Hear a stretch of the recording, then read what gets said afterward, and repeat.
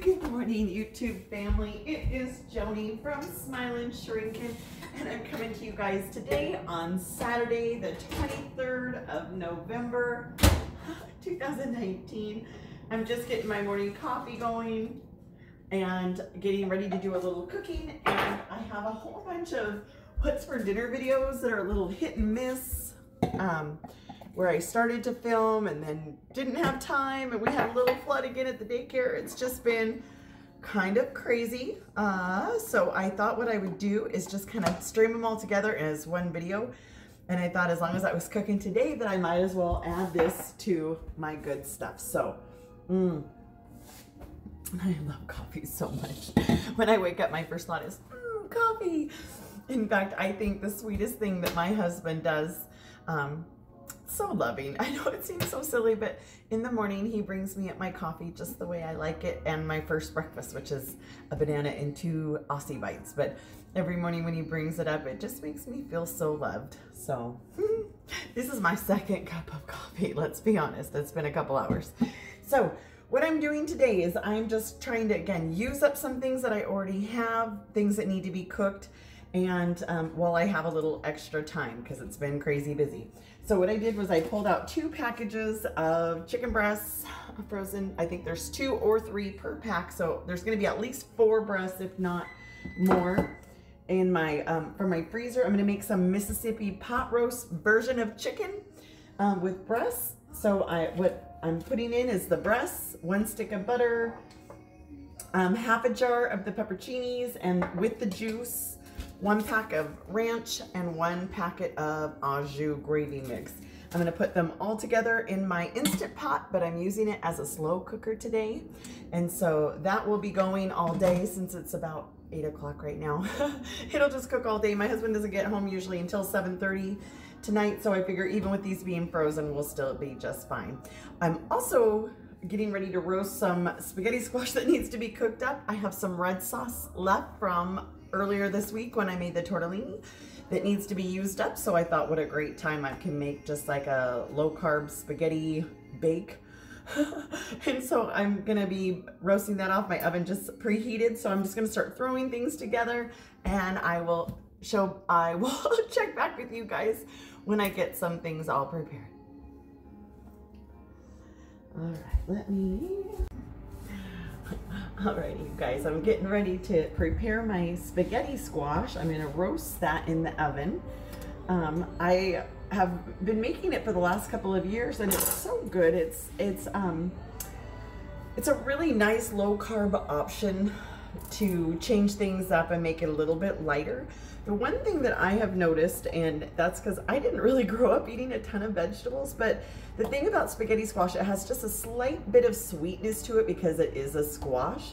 And so it's been my experience that the best ways to use a spaghetti squash is as a substitute for noodles, but things that either have a little bit more heat, like our spaghetti sauce that has a little bit more red pepper flake, a little bit more garlic, a little hotter, counterbalances the sweetness, or as like a stir fry where it has soy sauce and garlic and ginger and things like that, because those, again, spicier notes, flavorful notes kind of cover this up and really make it seem like a noodle. So when I first started making it, I would always cut it this way, which is so hard. But really you get nicer, longer spaghetti type noodles when you cut it this way instead, and it's a little easier to get through. So I'm going to be using my new knife. Having a sharp knife is really the key. So I'm going to go ahead, give it a good push down to get it started.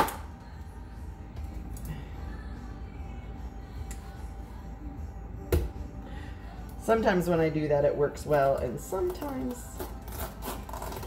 my aim is not great.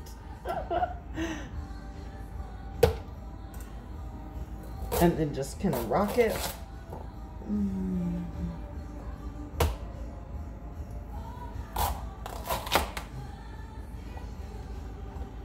Let's do one more.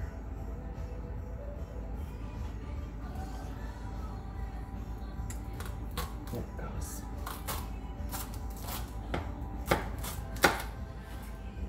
All right. Now I'm just going to take a spoon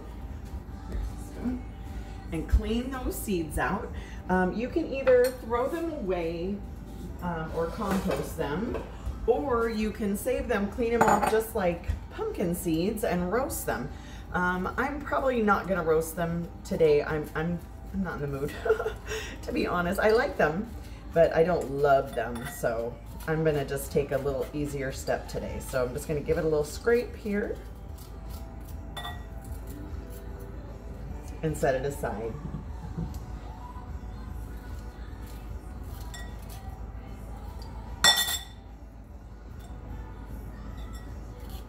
Smells like pumpkin.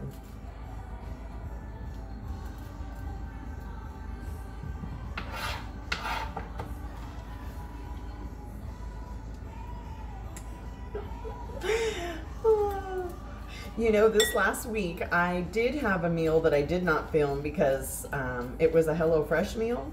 I was watching some of the other What's for Dinner, and one of the girls did kind of a theme on it, a play. I think she partnered with them. And they had a killer deal where it was like $80 off your first time trying it. And it's over a couple of weeks that you get the $80. Anyways, it ended up being like 20 bucks, 24 bucks for 3 meals for the week. And the meals have been really good. I'm not used to cooking that way, so my first week I had one. We made one of the meals, we used all of the stuff. In fact, the red sauce, the red sauce that's gonna go with this was made out of 2 different meals worth of meat that they sent me, HelloFresh had sent me. One was a chopped meat, one was a ground beef, and I used them both to make my spaghetti sauce this time. This one is being a little finicky. I should use a bigger knife for this. And that is sarcasm. I should go grab myself a little tiny paring knife. That would probably be the safest. Anyways, when I was cooking it this last week, that's why I was telling you the story. When the last couple times I made chicken, it made me kind of nervous that if I was getting it high enough, got it to temperature, because I certainly don't want to get anybody sick. Like I said, I try to be very careful on my food preparation. And so the food thermometer that I had just wasn't working. So I ordered a new one, a digital one, and it sure worked well. It got my chicken cooked perfectly. My pork was cooked perfectly. However, for a smart girl, I'm kind of a ding dong. I pulled the pork out. The other kind I had, you'd pull the meat out, put the thermometer in, it would read, and then you pull it out. Well, this one, you put it in and you close your oven and it cooks, and there's a little digital reader. And so when it came to temperature, it beeped, so you knew to turn it off. Well, I set it down and I went to grab the probe like a ding dong, totally burned my hand because it's metal and it was in a 320 or 425 degree oven. Jeez, Joni, I was so mad at myself. It burned for like, well, until I woke up the next day. I just scorched the crap out of myself. Anyways, geez Louise. So let me grab my pan. And for doing roasting, all my things, I actually like the non-stick aluminum foil the best. Makes for easy cleanup and things just don't stick. So ready. And then I'm going to grab my olive oil, and I'm just going to give it a little olive oil on all the sides. I just put it right in my hand. And then once it's all oiled up, I'm going to salt and pepper all the pieces of spaghetti squash. It'll stick nice to it too with that good oil on it. Right now I've got my oven preheated to 400 degrees. Give that another little shoot. I'll give my bottle of wick down too when I'm done. Okay.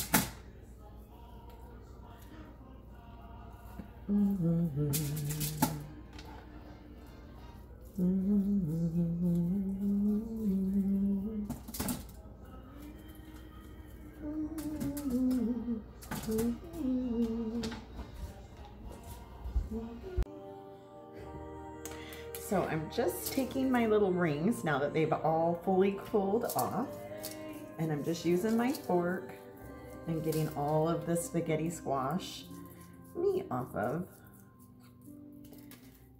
Anyway, so that's just what I'm working on. So today, while everything has been cooking, my two best friends came over and we practiced a paint party. My very best friend and I, Chris, we own a little paint party business, and around the holidays we always throw a paint party for our friends and family and business associates and people who want to come and paint with us. And so we did a practice paint. We always practice before we have them. That way if there's anything that goes wrong, it's on our time and not everyone else's. But let me show you how cute the pictures turned out. They're darling. I could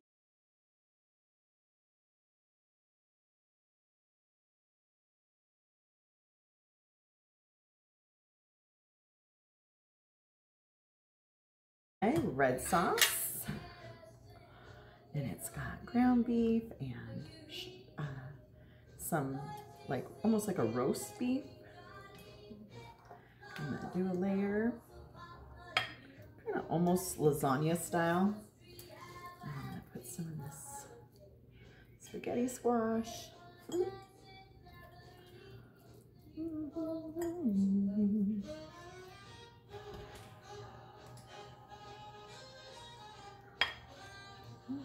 And when I make this sauce, oh, never mind, I'm showing the whole video. You guys know I put peppers and onions and all kinds of goodies in there. I'm gonna do one more layer here. Now, the only thing about spaghetti squash is sometimes it gets just a little bit juicy because there's so much water content in there. That's why I was hoping that by roasting it, it would help that a little bit. But I think it's still going to end up being a little bit juicy. Not the end of the world. Still tastes great. And because this sauce needs to be eaten up soon, see there's some tomatoes and veggies in there, I'm going to go ahead and freeze what's left. That way someday, and I am not feeling like cooking, I will have this ready to go. So I'm going to go wash my hands, put some cheese on. I will be right back. See my little, can you see my little paper towel holder? Swapped it out with a little salmon. Okay, move that over. I just have half a bag of mozzarella cheese, and this was from when I think this was $1,000 spaghetti day, but my husband had put in a request that we have a little bit of a lower carb option this time, which is totally reasonable. We'll try to be good about it, kinda. I want to help him be good about it. How's that? And this one, it's such a good meal that it doesn't feel like you're being punished for being good. You know what I mean? Sometimes when I don't know about you guys, but me, I try to eat lower carbs. My problem is I love a side dish. I feel like if I don't have some kind of it doesn't have to be a carb, but if I don't have something that's like that, kind of comforting, then I just feel like it's not a complete meal. So I'm gonna put just some saran wrap on this for now, and then cover it with aluminum foil, and then when it's time to bake it, I'll take the saran wrap off tomorrow, and then I'll put it in the oven and bake it off, and this will be great. So hello you guys, I'm back. My chicken finished in about 4 hours. Here's the final, all that yummy gravy and the pepperoncinis, and I tasted it and it's fabulous. Made my friends try it, they thought it was fabulous. Yum, yum, yum. So I'm gonna put this away till later. Here's my little tree. My friend Dara did all the decorations. I love it. I love it. I love it. I love it so much. It's so pretty. Now, I watch people on YouTube all the time, and they do such fabulous things, but that is just not what I'm good at. I'm good at taxes. I'm good at daycare. I'm pretty good at paint parties, but boy, doing decorations, not really my thing. Oh, there's the one that moved. Sorry. Anyway, so, and then here's my little Santa. This was my grandma's Santa. He broke, but he used to dance and swish his hips. And this last year with my Cricut, I changed all the names on Santa's list to all the grandkids in our family. Pretty cute, right? And then over here, that might look a little familiar. That's what we're doing for our paint party. But we're using a little bit of a different thing. Let me turn the lights on out here. This is just me messing around. Look at this pretty little wreath that Dara made for me. My little Rudolph. I thought it was so cute. And then over here, just pretty little decorations. A picture of Jordan and my nephew Jason when they were little. And see this little picture over here, the elf painting. I love that so much. My sweet little niece Alexis made that for me. And then, you know, just fun. Silly. And then over here, I got the mantle. And just more pretties. I thought that turned out pretty. Anyways, let me head upstairs real quick because I wanted to show you. Oh, see, look at my family wall. I love my family so much. Anyways, let me run upstairs. Oh, one more pretty. Actually, two more pretties downstairs. That's another wreath that Dara made for me. Excuse my mess. I've been washing dishes as I go, but I'm still just making messes. And then over here, let me move this little guy. I got one of the little things and all the little trinkets. Okay, now we're really going upstairs because I wanted to show you guys my pretty little tree we picked up. Oh, isn't that just gorgeous? I love that so much. Let's go up the stairs. And I'm going to go in my room. I want to show you guys my new tree. Down the hallway.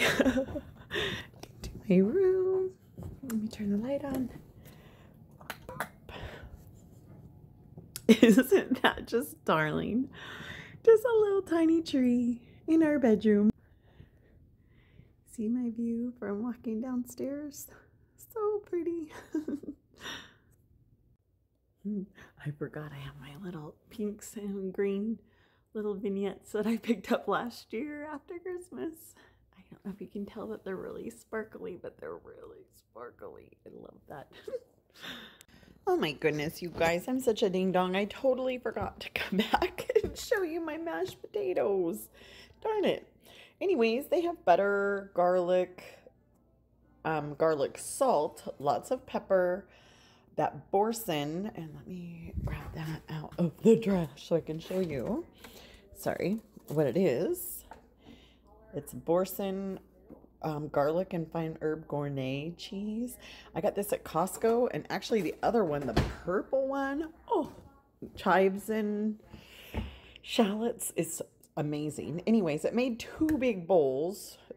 We're going to have one with the chicken tonight. The other one I'm going to put in the fridge for another night, I guess.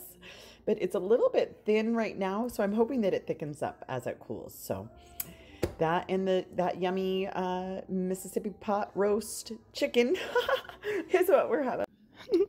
Darn it, I did it again, you guys. I forgot to show everything down when it was all done cooking, but here's my plate. There is the Mississippi pot roast flavored chicken. It's so tender and it's so yummy. This is the creamy garlic mashed potatoes, and this again is the homegrown corn from my best friend Chris, who made that. That's my bestie made that. This whole meal is so flavorful. It looks very bland and normal, but oh, the taste is dynamite. So this will be my final one. I'm going to piece together all my little bits and pieces and hope that you guys all have a great week. I'll see you soon.